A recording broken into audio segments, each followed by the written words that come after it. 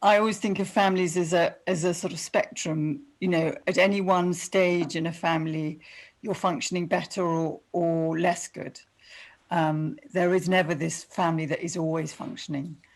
And so a sudden and traumatic event in a family will, as it does the individual system, implode on the individual system. It will implode in the whole family.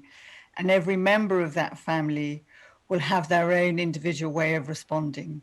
And within the family system, every person in that family, how they respond may create tension with each other and difficulty with each other, because a teenager may want to go out and see their friends all the time and not talk to their parents.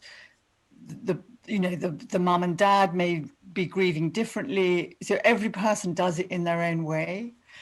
And so in a family system, what helps most is sort of naming together the so that you communicate and allow everyone's different way of grieving, every different way of experiencing, so that there isn't, this is the way. So everybody has a voice and everybody is heard.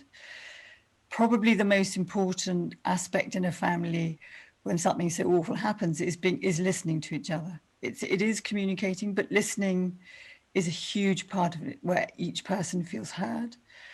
And maybe a young person won't want to talk to the parents, but to allow that too, but to name it. When there's a death in the family, often the adults very understandably want to protect the children and the young people, particularly younger children. But actually, everybody in a family needs the same truth. They need it in age-appropriate language so they can make sense of it for themselves. But what children don't know, they tend to make up. And what they make up is much worse than the truth. And of course, they'll have seen that something terrible has happened. They'll see everybody crying, more people in the house in the past. They might get messages on social media. Their school friends may say to them, so-and-so happened. And if they don't know the same truth, then the people they need to trust most in the world, they'll kind of not trust them as much. And that can cause a fracture. And so within a family, everyone needs the same story and make sense of the same story. And they need to be able to ask questions and name their difficulties.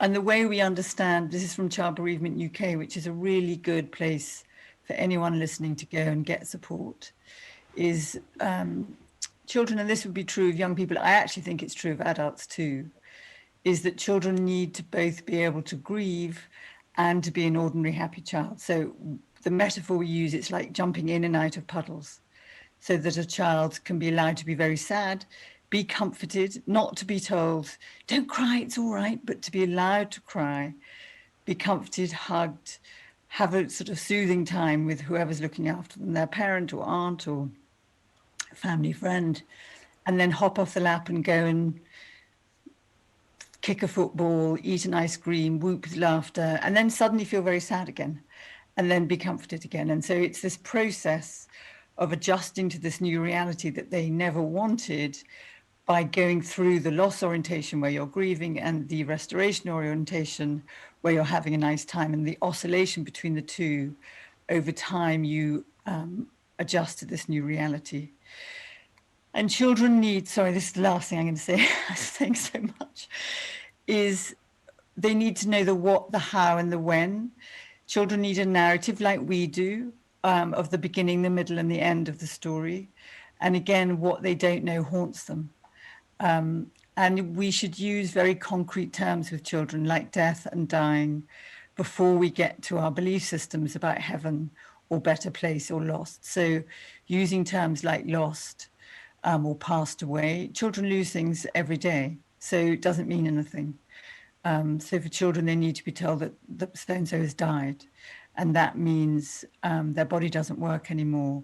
They look like they're asleep, but their body doesn't work anymore, which sounds a bit brutal, and we don't want to be telling children that. But anything else we tell them actually is confusing and hard for them to make sense of.